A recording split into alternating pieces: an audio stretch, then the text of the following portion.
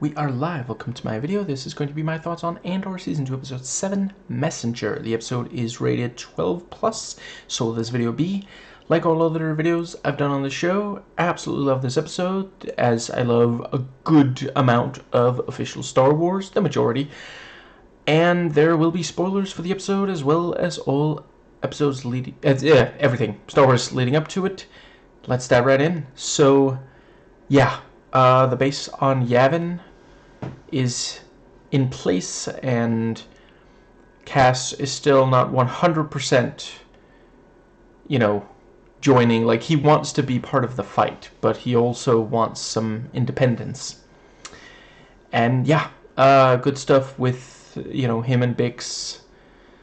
She's trying to make sure that his injury heals, and yeah, he's somewhat resistant, and they really do sound like, a couple that... Is old married couple too much of a cliche? It's kind of what they do sound like. And yeah, she even takes him to a force healer, which is a wonderful... Because, like, it has to be, like, a reference to faith healer. And, I mean, yeah, if you're a Jedi, then you can heal with the Force. That's, so this is a world where faith healers are not actually BS. And I like the thing about, if Marva were here, it does not mean she would be straightening out. She hated faith healers. She hated Force healers. She hated one Force healer. That was 10 years ago. I don't know why you won't let it go. And yeah, the former Jedi senses, his importance to the cause, She watched Rogue One. And let's see, yeah, also good with, yeah, he gets on the ship and he's told, you can't just leave, you have to, I filed the thing, yeah, but without, like, a destination, because they would want to stop him. And yeah, he says the day that I have to ask permission is the day I leave. And the answer is that day is fast approaching. And we happen to know he's still there by Rogue One, so it's not, or at least welcome there. No, yeah, he operates, that's the base he operates out of, I'm almost certain, in that movie. So, yeah, I wonder if we're going to see something happen that's going to be why he is still on good terms with them by then. Yeah, and yeah, it's kind of it's an episode of Cass not really being super willing to be talked into stuff, but gradually being talked into at least some of it. Because at first, Will also, can't really talk him into the whole Dedra thing. Which, I mean, he makes a good case. She killed my father. She's a bureaucrat, so she's asked for the forms to fill out to prepare to die. And also, yeah, the Vel talking to Bix. And I like how, at this point, I feel like Bix, if it's Luthen or someone working, or used, I'm not sure Vel is still working for him, because she talks about anyway, Luthen or someone who does or did work for him, who shows up at her doorstep, she's like, I mean, if you're here for Cassian, and I suppose about Cassian with Luthen, but yeah, and we also see Vel, and having, she's not in the exact same place. She's one of those characters, we don't see her smile an awful lot, and I know how it sounds for a guy to be saying, this woman sure doesn't smile a lot. I'm not, she's a fictional character. I don't tell real life women that they should smile more. If I might try to say or do something to cheer them up, but I'm not going to get mad if that doesn't work.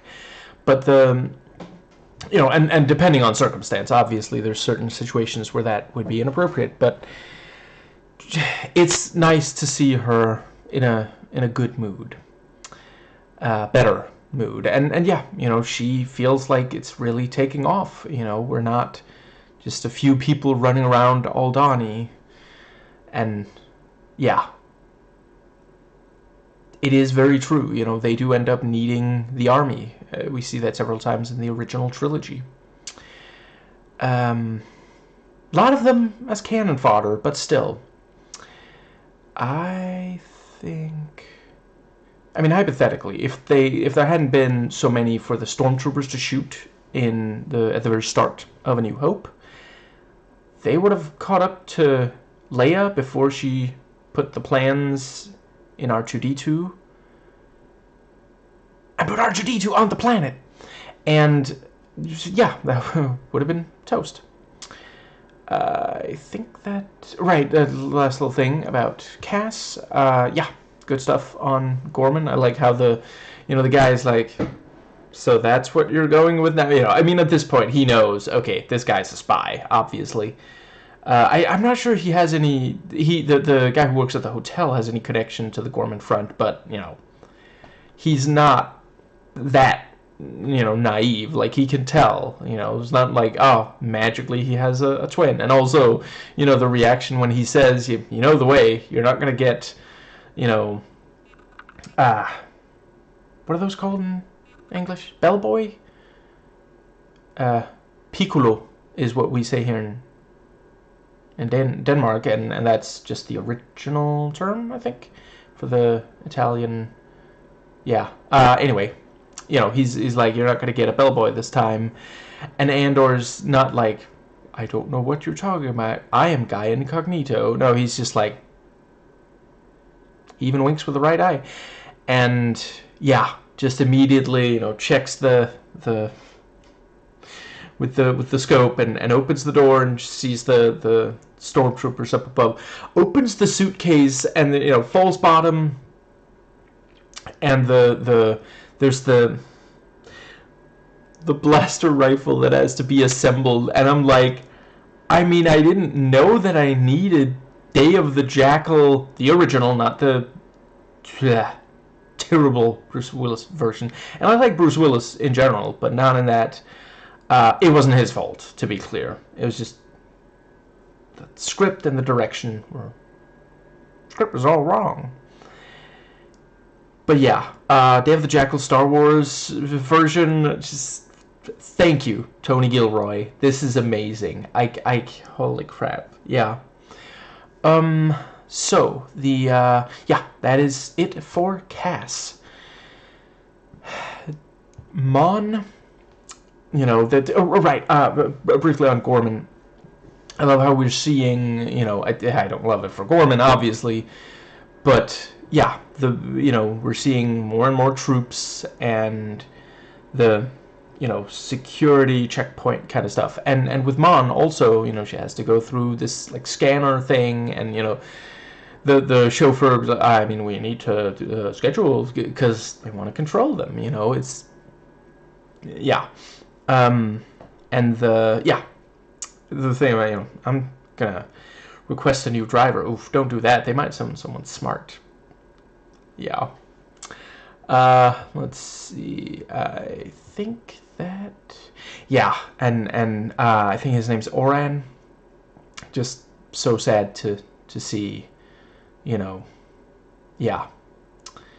And I love the bittersweet nature of the, you know, he's like, I don't think I ever conveyed how much I appreciate, you know, he names some of her positive qualities, because there's the thing of, like, you know, it's, yeah, these are nice things for him to say, for her to hear, but the context is, you know, it's too late.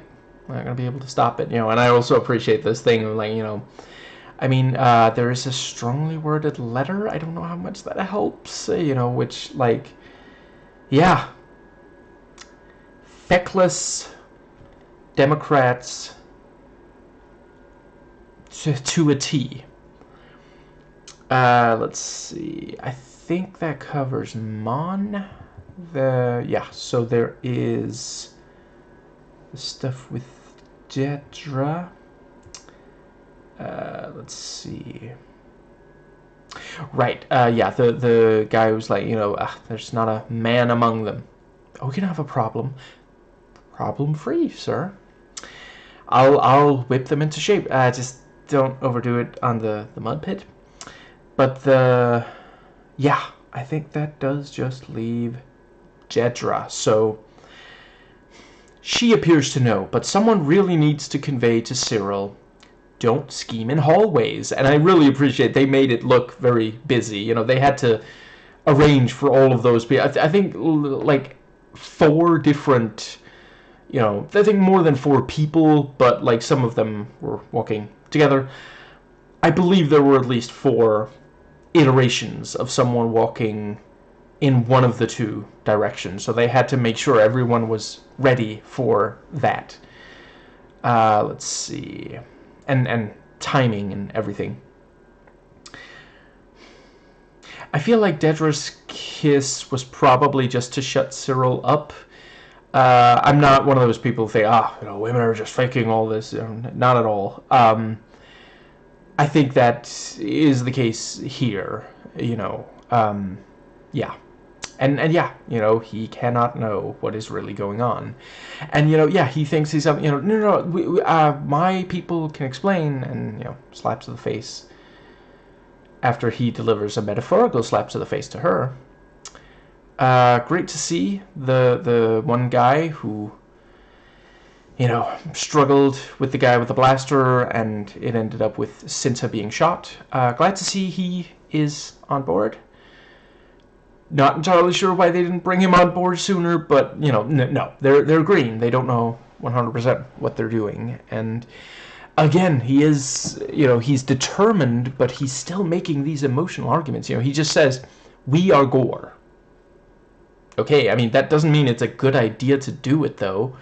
Because that is what's being discussed. Is this the best way to resolve this? And the leader points out, all we've shown is that we are easy for them to provoke, and that is not a good position to be in if you're trying to affect change. You want to have the upper hand, especially when you're dealing with, a dictatorial government. If they know that they have the power, if they know that they can get the reaction out of you that benefits them, yeah, it's going to be extremely difficult for you to effectively fight them. Right, just so I don't forget, some interesting stuff on the IMDb trivia for this episode. Yeah, let's see. I think that does just... I can't help but wonder if it's a trap. I'm not going to do the meme. I think it's overdone, including by myself. But yeah, I can't help but wonder, because it seems way too convenient for the... Maybe the windows are extra reinforced or something? Maybe they're carefully watching every room that has a view of her place? Because, like, she has enemies, I think that does pretty much cover...